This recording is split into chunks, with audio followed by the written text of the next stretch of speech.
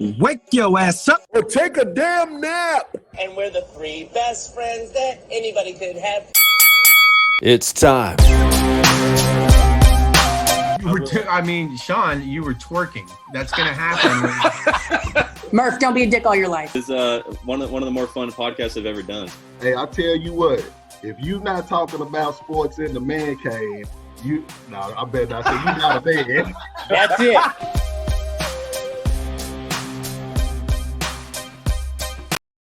For Manu Ginobili. That thing came down with snow on it from the Andes Mountains in Argentina. And the Spurs now lead 53-46. Got the guy's voice magically by a StreamYard podcast, episode 81 with the, I know, Bill, you're going to tell me to calm down. But Calm down. Legendary voice of the San Antonio Spurs, the Bill Shoening. This has got to be the cleanest, the dopest, the coolest man cave you've ever been a part of. I'll tell you what, I can't believe the talent that I've got all around me. Not in the middle here, but all around me. Pretty cool stuff. Real quick story about Legend, Sean. Real quick story about Legend. I was doing a St. Ed's baseball game this past spring because I needed the money, guys. I'm desperate. So, no, just kidding. I hadn't done baseball in a while, and with the pandemic, I was just anxious to work. So on off days this season, I did some St. Ed's games. I did some Texas State games. I did some Southwestern University games up in Georgetown. I really enjoyed it. But at one of the St. Ed's games, they were playing Lubbock Christian, epic battle on a Saturday afternoon down at St. Ed's. And there were about 200 people out there. People still starting to come out of the woodwork for COVID. And the public address announcer says, and today's game can be heard live on the Lone Star Conference digital network with the legendary Bill Shoening. And my chest kind of bumped out just a little bit. And about 3 seconds later, there was a lady about 10 feet to my left saying, Who? I said, I have no idea. I don't know. I just don't know. Well, before we move on, those are the types of stories you're going to hear for the next 25 minutes with our good friend Bill Shoening. We got to give a lot of love and appreciation for our sponsors, that being someone that Shoening knows pretty well, Jim Saxton of Jim Saxton State Farm Insurance Agency and Cosmic Coffee and Beer Garden. Hardball Harge, it's just you and I, babe, because Big Mike, he has dad duty, and Coach Mo, he has 8 classes to instruct today to prepare those next level Anderson Trojans. It's okay. That means Bill's going to have to answer all these hot stories and questions that we're going to be throwing at him. Get ready. Okay, the names may be changed to protect the innocent, just so you know. For sure. I can handle that right there. Well, Bill, first and foremost, before we go to the bio, because if kind of like that woman at that St. Ed's games, there may be some people saying, who is that? But you just finished your 19th season as a play-by-play guy for the Spurs, and you were the voice of the Longhorns before that. But this one prior to this season, it had to have been very unique, play-by-play in a bubble, but from your own home. I mean, how did that even remotely work? The key word, remotely. Yeah, remotely is correct. Actually, we weren't in our own home. We all went down to the AT&T Center for the road games. So Spanish radio, myself, and the television guys, Bill Land and Sean Elliott, we all did the game from the arena, and we had the big screen, the big jumbotron in the middle of the arena, and then we also had our own individual monitors. So it was very, very different, because I've been doing play-by-play for 42 years. And it is difficult to teach an old dog new tricks. So, there was some adjustment for sure. And I was really more concerned about the audio. I wanted there's no crowd, of course, in any of these games early in the season anyway. So we were more concerned about making it sound like a real basketball game. So some of these arenas would actually have like built-in sound. My producer, as a backup, just in case we had any problems, and we did, he had this kind of a soundtrack of like a buzzing crowd. So that was our main concern, really. As long as we got the video and we could call the game off the monitor, that's okay. But all the other things that go into it made it a little different. We couldn't do pregame the same because we had no access to players except for by Zoom. So we just did audio cuts instead of true one-on-one interviews. So everything was a little bit different. We all had to make adjustments, but we got through it okay. And hopefully, knock on wood, next year, next season, things will be back to somewhat much closer to normal anyway. So I wanted to ask you about that. I had an opportunity to do some baseball games remotely, and it is a tough call, not only because you want that interaction and the energy and everything that you're watching, and just like the players, the announcers get involved with the game as well. So what was the turning point for you to where it's like, okay, I got to be able to handle this. I'm the professional that I am. I'm going to make this work. What did you find something inside where you were captivated by the game yourself? Because I know it's fast paced. Yeah, it is. But, Mike, to answer your question, this is my passion. This is what I do. And March of last year, it stopped for all of us, so it was just very, very difficult to not have your job. And then I got furloughed by iHeart, and they brought me back and everything was cool. But because my job for iHeart is to cover the Spurs, there was no Spurs to cover. So that was the first time that kind of thing happened. They told me they were bringing me back as soon as everything started back up. But just going through that whole stoppage. So that was very difficult. So to answer your question, when we went back into the bubble, the Spurs qualified for the bubble in Orlando. That's when we first started doing these remote broadcasts. I was so anxious to call a game that I was anxious to overcome any hurdles that I had to overcome in order to return to my passion, return to my job. So we only did 8 games, didn't qualify for the playoffs. So then it was another long wait because we didn't start the season until Christmas time, and just waiting between August and December, at first not quite knowing for sure how many games we'd get, when we'd start back up because COVID was still, really going strong. So I was just thankful to get 72 games in. Even though we didn't make the playoffs this year, it was great to just be back to work and back to doing basketball games. And of course, half the games were live there at the AT&T Center, so we did get a chance to call some live games too. But again, half of them were on the road, and we did it off the TV set. Bill, one thing that Harge and I we brought your name up. It wasn't all that bad behind your back several times, and we've told stories. The one unique, your stories are aplenty. Philly native. And what a lot of people don't know, your first job in Texas was, I think, LaMesa. Very good. Yeah, a lot of people say LaMesa. That's kind of near K-Town, Killeen, the home of. No. It's not close to K-Town. That's not. Where is K-Town? What's K-Town? Killeen, Texas. Killeen, Texas. Killeen's nowhere near LaMesa. Give this guy a geography lesson. Exactly. I'm about to fill you out on the geographical. All right. This is the first time I'm going to use this, but this guy clearly went to Stephen F. Austin. And I have a geography degree from Stephen F. Austin. Well, you know what? One of the things in geography you need is a map. Look at a map. LaMesa is about 60 miles south of Lubbock on Highway 87. Yeah, I went out there 87. because I had a chance to become the voice of the LaMesa Golden Tornadoes. I was 21 years old, and I was anxious to start the whole play-by-play thing. So, and Mike, you know this, that's how you get better, right? Is with reps. And I got a lot of reps out there. We did football, basketball, baseball. We did little dribblers. I got $10 for this game, by the way. It was 10 to 12-year-old kids, little snot-nosed kids running around, more turnovers than baskets. But I'm thinking the whole time, you know what? I'm doing a game and I'm getting $10. and you're like you said, it's so important to get those reps. And as a young color analyst, that to me is what I've always been asking. So your son, Carl, asked me to do some games, all kinds of games. I'm like, absolutely, because the reps are the most important thing, because you can only be fluent late. You're not good at the very beginning. So you got to figure it out. It's also true, Mike, is that no matter how long you've done this, I've done it 42 years, there's still room to improve. There's still things to learn. I listen to other guys just to get different phrasings, maybe a different way to describe something instead of doing the same thing over and over again. Because when you do 82 basketball games, you see the game is always different, but the things that happen inside the game are pretty much the same. So if you can find different ways to describe them, so you're not into a rut, you're more of into a groove, and you've got different ways. That's one of the things I love about the Spurs, is that we've got so many international players that I've learned through the years to say different phrases internationally, according to the language. Like, for instance, we had a guy named Marco Bellinelli from Bologna, Italy. Great guy. Anytime I did a pregame interview with Marco, there'd be more talk about food and wine than there would about basketball.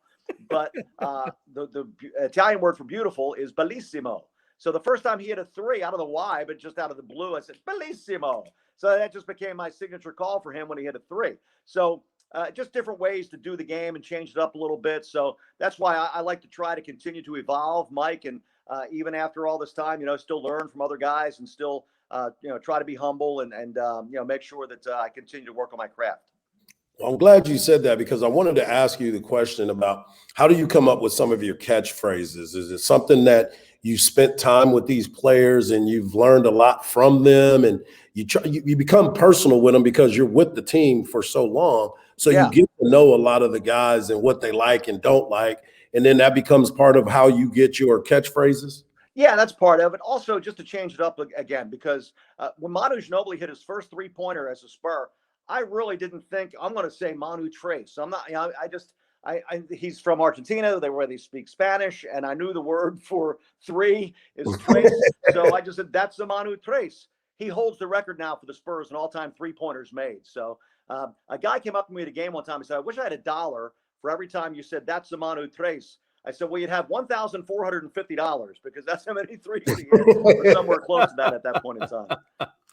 Now, speaking of Manu, you were there for his first basket, his entire career with the Spurs. You saw some amazing basketball. I mean, 4 NBA title rings. I mean, do you wear any of those on a daily basis or randomly by any chance? No. Every once in a while at a special function, I'll even have friends say, like back in Philly a couple of years ago, a friend said, hey, bring your ring because I want to show it off. He wanted to show it off, not me. So he acted like he got it, he won it. So some people get a real kick out of it. I enjoy having them. I can't believe I've got 4 of them. I'm very, very thankful. But, it's just one of those things that happened. And now you want to get the next one, right? So the Spurs are in kind of a rebuilding mode right now. They got a lot of young guys. So I don't know if that'll happen. I've been very fortunate. Al McCoy is the longtime voice of the Phoenix Suns. Mm-hmm. And this is his, I believe, 47th season as the voice of the Suns, or 48th. And he's in the finals for only the 3rd time and a chance to win a ring for the first time.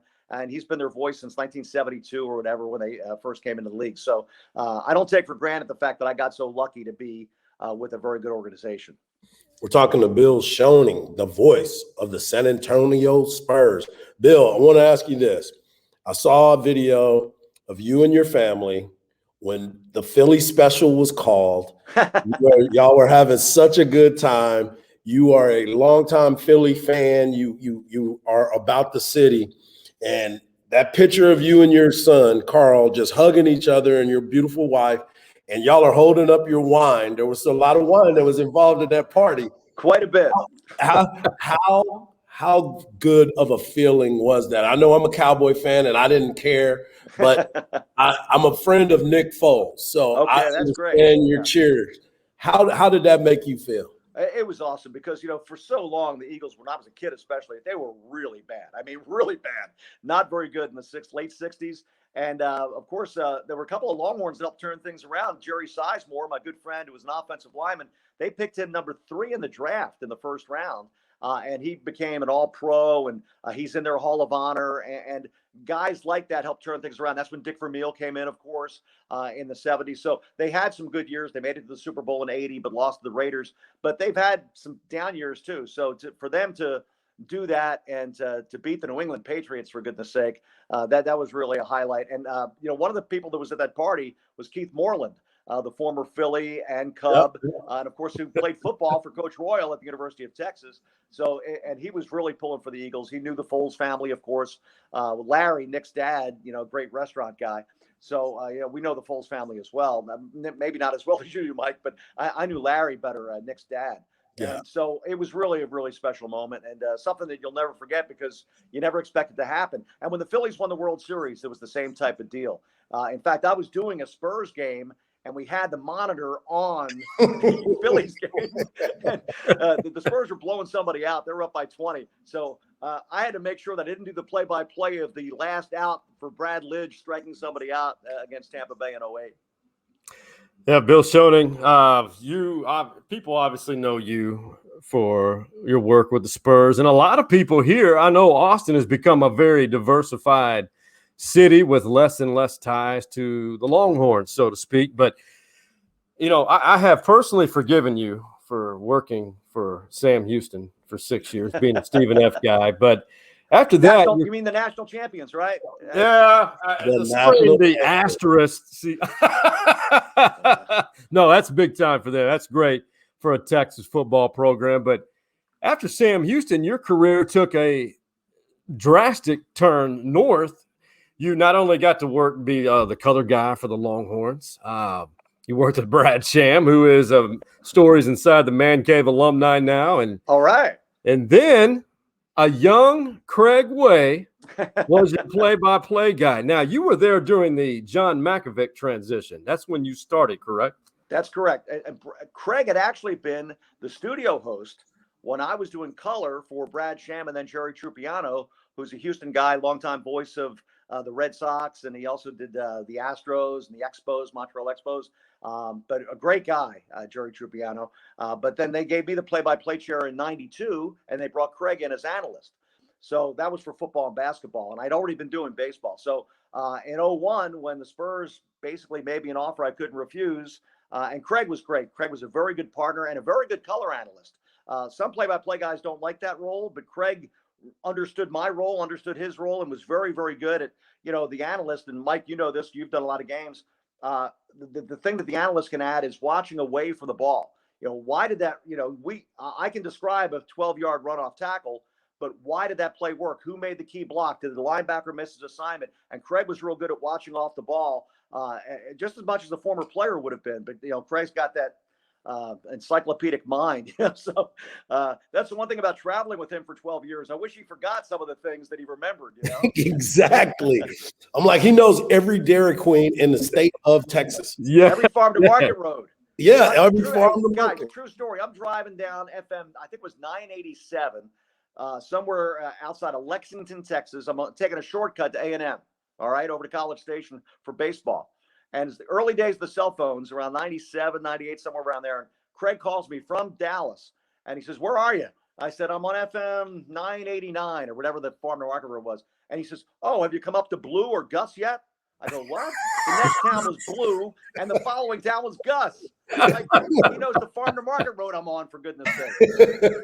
You know what's funny about that? I am nowhere in the same area code as Craig Way, but all of us who have followed high school football for an extended amount of time, I think we can all relate to those backwoods roads, places like Lexington, all those East Texas communities. Sure. You still don't know where LaMesa is, though. I don't know where that. LaMesa. Excuse me. LaMesa. Yes, exactly. Well, for 3 years back to that part of my life, that's what I did. Because our district was Fort Stockton, Pecos, Monahans, Andrews, Odessa, Ector, Sweetwater, San Angelo, Lakeview. So we went all over West Texas. And of course, on Friday night, that's when I first was exposed to Friday. Story about that. We're doing a game in Sweetwater one time, and you guys might be too young to remember party lines, but they're basically phone lines that you share with other people. Correct. Well, we had to order a phone line for Sweetwater for the Friday night game at Sweetwater, and somehow we got a party line. So I'm in the middle of the second quarter doing a 3rd down and 6 from the Sweetwater 28-yard line, and all of a sudden a lady gets on the line, on the air. Hello? I'm trying to call my sister Agnes. I said, "We got a 3rd and 6 coming up here, man. This is the LaMesa Golden Tornado Station. I don't care. I just want to call Agnes." So I said, "We'll take a quick break and we'll be right back." So fortunately, we took the break. I told the producer back at the station, disconnect and call me back. And we didn't hear from that lady or her sister Agnes the rest of the game. That's hilarious. That's outstanding. That is excellent. That's the level of storytelling that the Bill Shoening is. Now, Bill, I have to transition to this, and this is your little gift. It may be no surprise, but you're a man of many talents, and you've been known to indulge yourself in the performing arts, so to speak. But this is kind of what I'm talking about right here, just for those who have not seen this. 9 straight road games, but we'll get through somehow. No matter how you say it, we bid you adieu. Arrivederci, sayonara too. A singer songwriter, in addition to the amazing play-by-play talent that you have. Now, that was in reference to the annual rodeo road trip for the Spurs. Am I off base on that? No, that's correct. Every year, the AT&T Center gives way to or hosts rather, the rodeo. So they kick us out of the building for about 3 weeks. So we got to go on a long road trip during that period of time. A lot of times it's during the All-Star break, so it's not like we're out for almost a month, but we'll play 8 or 9 in a row on the road. So I've always liked road songs, and I thought back in 11 or 12, I'm going to write a road song during the rodeo road trip. Brought the guitar along, and so I've written 3 rodeo road trip songs, and that's probably the best one. That's called Adios Auf Wiedersehen, and I brought in a lot of talented guys, Austin musician guys, to help me on that. And I do that on all my songs because, I can write lyrics and write melodies and strum a few chords, G, C, D, and A, but I bring guys in that are like really good, so that masks my lack of talent because they've got so much. Is there any other songs that you have done besides the rodeo road trip where you are featured? You, Willie, I don't know, Kevin Fowler, I don't know. I mean, I think my favorite song is one of the newer songs I've written about Smokin' Joe Frazier, and it's called "Here Comes Smokin' Joe." And if you just put in "Here Comes Smokin' Joe" on YouTube, put my name in there, you'll find the video, which my son Carl produced, by the way. Wow. But Smokin' Joe Frazier is one of my heroes. I grew up in Philly. He grew up in South Carolina, but he moved to Philly when he was a teenager. And this song it was inspired by this lady who was doing a documentary on his life and asked me to write a song. And then she died in a car accident, tragically. And the movie never got produced. The documentary never did. But I wrote the song anyway and finished the song. And I brought in some really top-notch guys. In fact, the guy that plays trumpet on that song is I wanted a horn section because it's kind of a funky R&B 70s kind of feel, because it's a really gritty kind of tune. Okay. With the clavichord, the Stevie Wonder clavichord. Okay. Oh, I can see hard. I can do it the bass. You got the bass right now. Yeah. But anyway, the guy that did trumpet is a guy named Fletch Wiley, who's got 3 Grammy Awards. So when I called Fletch and sent him the real basic tune, I said, this needs a horn section. He said, this is going to cost you a burrito. I'll do the horns, but it's going to cost you. So I actually bought him 2 burritos, I believe. So that was a 2 burrito job. I love it. I love it. Hey, Bill, this is the grand finale, if you will. The stories inside the Man Cave story, sponsored, of course, by Jim Saxon State Farm Insurance Agency. One thing that I know we've had a conversation about, and you probably had several conversations about, was you were there for every carry Ricky Williams had on his ride throughout that tremendous ride to a Heisman Trophy. Your Man Cave story could involve Ricky, the oddity that was John Malkovich, or maybe a San Antonio Spurs story with Coach Pop. Oh, there's so many. You have to narrow it down. Ricky, though, of course, none of us thought he was going to come back for his senior year. John Malkovich just been fired. He probably would have been one of the top 3 guys chosen in the draft. And Mac Brown somehow convinced him to stay for his senior year. And they had a big press conference over at Coach Royal's.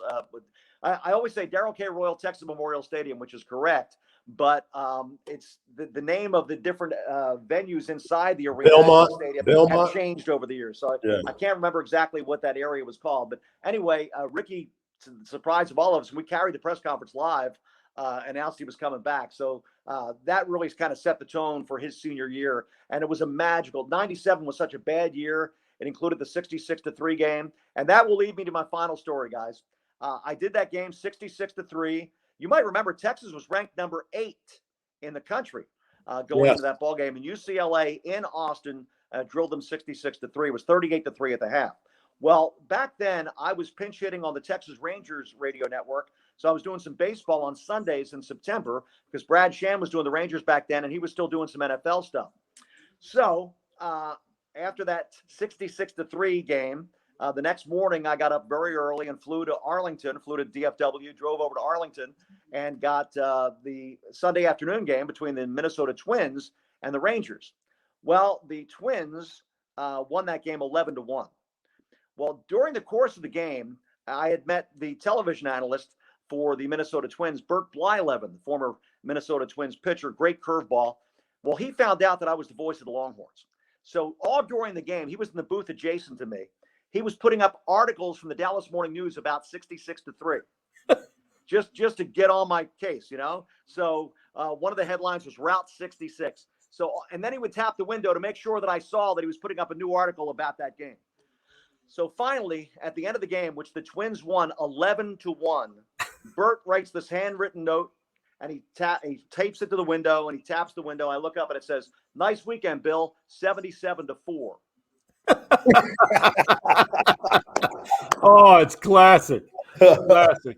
You know what's funny? I was in Missoula, Montana. I know where that place. Yes. And the Grizzlies. Montana. It is one of the most underrated college football venues. And Stephen F. was losing, and I was up in the press box, and I kept seeing that, and I'd had no idea what happened. All I know is Richard Walton did not have a career day for Texas at quarterback. No, he did not. In fact, Chad Lucas might have been the starting quarterback of that ball game, believe it or not. But yeah, that was a crazy time, that 66-3 game, and of course that kind of signaled the end, and it changed to Mac Brown for the next year. So it was good to see the rebirth. It reminded me some of the Spurs losing in the NBA Finals in 2013 when they had Game 6 all but wrapped up, and Ray Allen hit the corner three to send it to overtime, and then that was such a devastating loss. And then the next year they win the NBA title.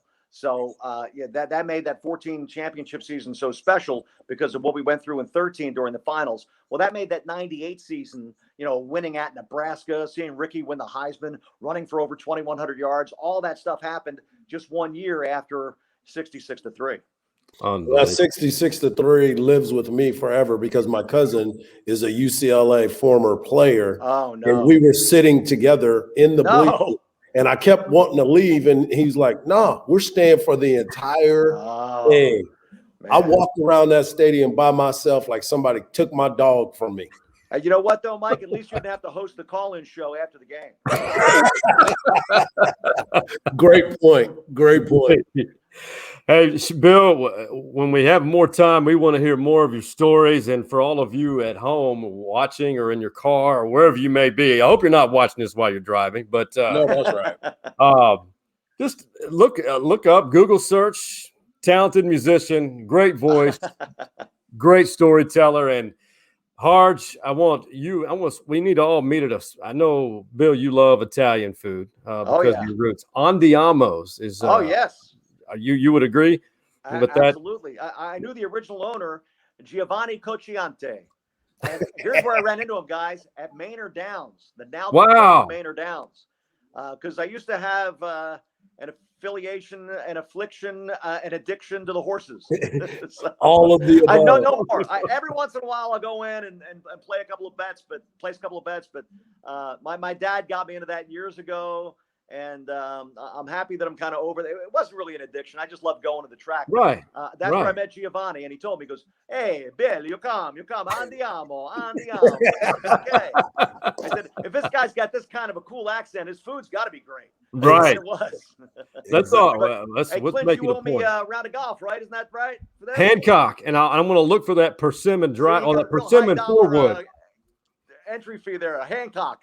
We're going to walk Hancock, old school, baby. We're going to walk Hancock. Okay, very good. That sounds good. Nice. Hard. Let's go. I'm in. I'm ready.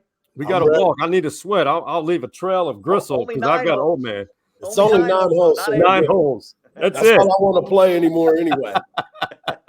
Well, Bill, man, it's been a pleasure, man. We need to do this again down the road. And anything you guys need or you need, Harge and I want you to meet Big Mike and Coach Mo at some point as well.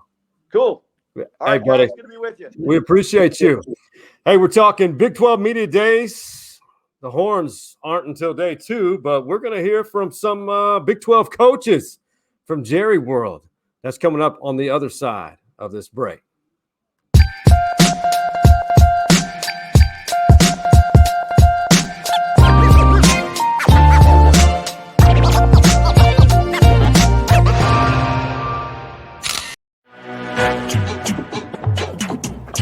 For all of your insurance needs, look no further than our primary sponsor, Jim Saxton State Farm Insurance Agency.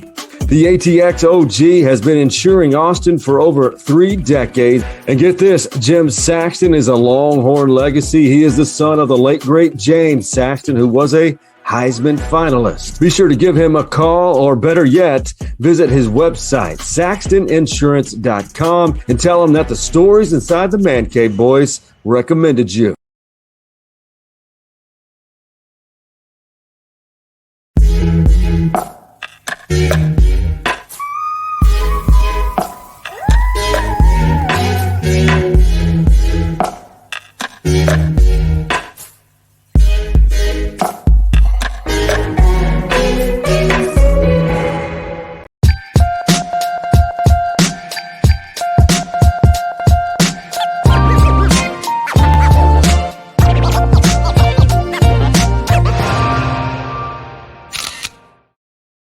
Hards, welcome back to segment 2, and we've got a treat. We're going to get as much college football, being Big 12 football, in the next 13 or 14 minutes here in episode 81, Big 12 Media Days. Before we get to that, Hards, that is one event that you and I have had a lot of experience covering. It's more than interviews. It is where you really get to know the landscape and get to know people. For used to be a 3-day event at one point. Yeah, it's always a good time, and you get a chance to talk to other beat writers, people who cover the teams that we're going to be dealing with at some point during the season. And then you get to have those times at the hotel bar where some of the coaches come out and get to have some fun with you, because right. After this is over, it's all serious business, and they're focused on trying to get their team into a Big 12 championship, and now trying to find ways to get into the playoffs. And it's where the people get to know each other, and you start setting up the season, and everybody talks about their predictions. That's exactly right, and it's where the real human aspect of it is, where relationships, and that's a relationship business, and it's like you said, you really don't experience it much when you're on the media side because we're so closed off from everything. But as far as going into this season, Harge, the Longhorns speak on day 2. The day of this recording was day 1. Oklahoma, Iowa State are the 2 teams that everyone seems to project as the teams to beat or possibly make the Big 12 championship. And just a reminder, we will continue on our social media platforms to cover Big 12 Media Days, and we'll have some interviews and sound bites all throughout next week.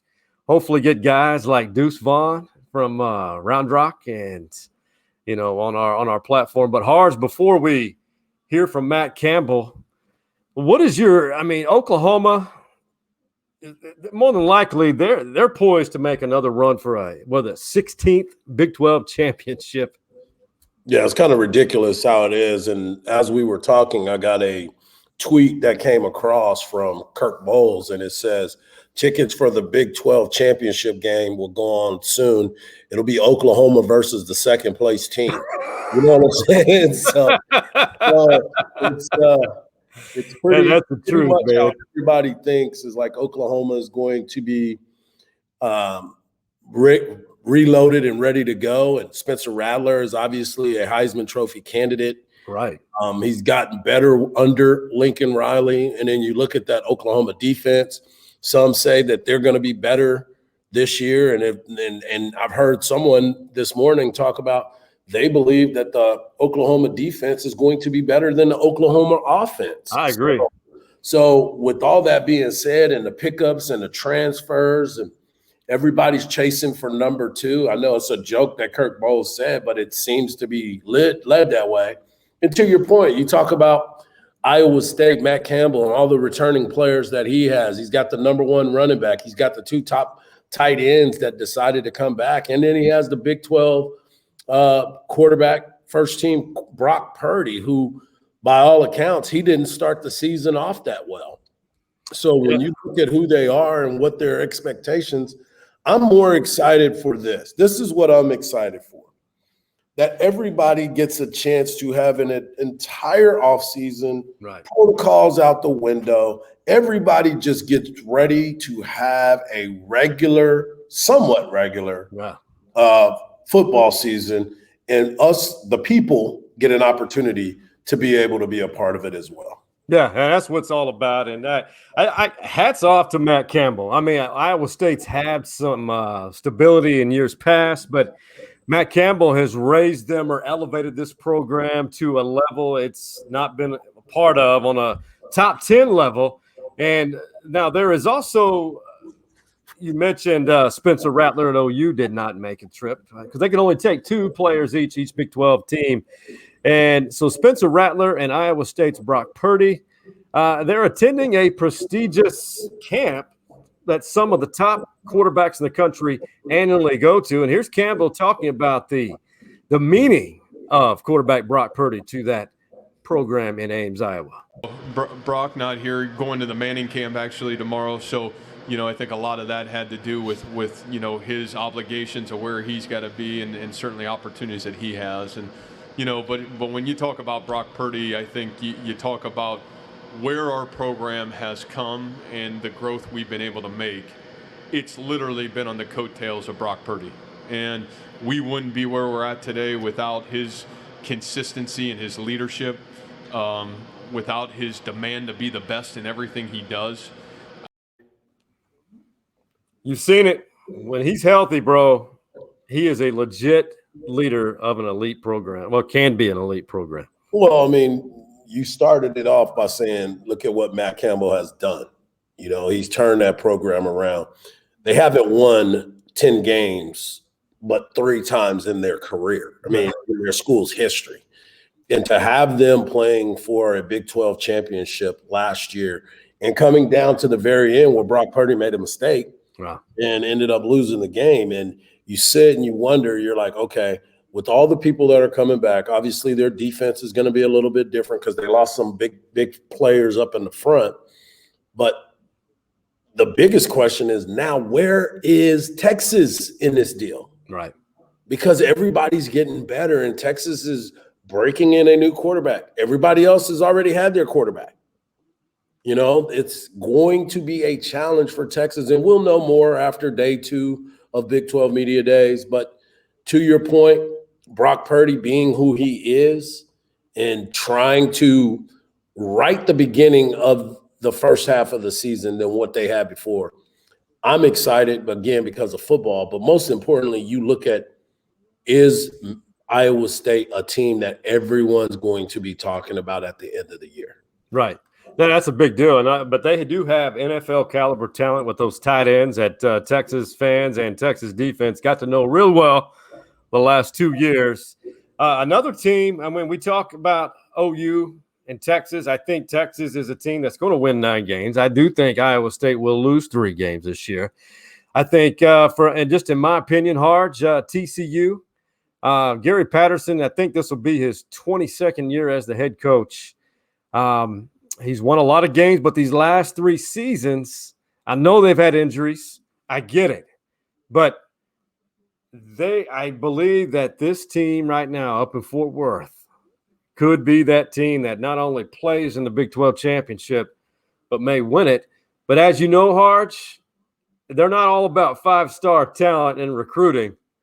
He's hung his hat on developing lower-ranked stars, and this is what Gary Patterson had to say about that when he was asked about that up in Arlington. The other day, how many 5-stars were there on either one of those teams that played in the Super Bowl? I don't know what it was, like 1 or 2, maybe 3 or 4 or 5 4-stars, but it was a lot of 3 stars, 2 stars, all the rest of it. And so I'm looking for 5-star talent with 2-star humor and humility and accountability and all those kind of things that we get where we need to. First off, how about that purple suit? Woo! Okay, that was clean. That was clean. Number 1. Grimace. That's right. Grimace. Number 1. Number 2, Gary Patterson has been at TCU for 21 years. Yeah. 21 years in this day and age of football where people are getting fired left and right and expectations are such. That man has stayed strong and done his thing. And number 3, he gets the most out of all of his players. And that's what I love about Gary Patterson. Some people don't like him. He rubs people the wrong way. He does some things that are maybe not as kosher to most, but that dude finds winners and makes them better. And then he moves them to different positions to help them get better. Right. That dude wins. And that's another team that is bringing back their quarterback who Duggan going to be good.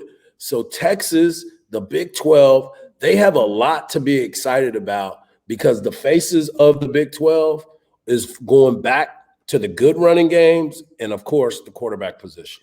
That is a accurate and spot-on summary. I think the Big 12 now this year, instead of being balanced, you had Oklahoma than everyone else. I think this is going to be a top-heavy league, which is healthy because if you have half your teams vying for that top 15 spot and vowing for that opportunity to play, who's to say Oklahoma, do they have the talent? They're balanced across the table for sure. But I just think, to your point, that this is a top-heavy league and we could have some heavy-hitting football in the month of November.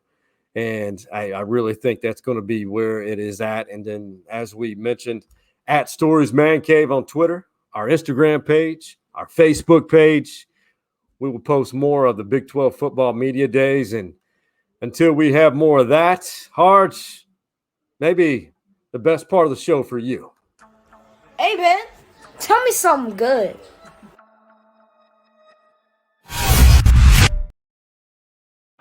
Oh, from one Harge to another Harge, baby.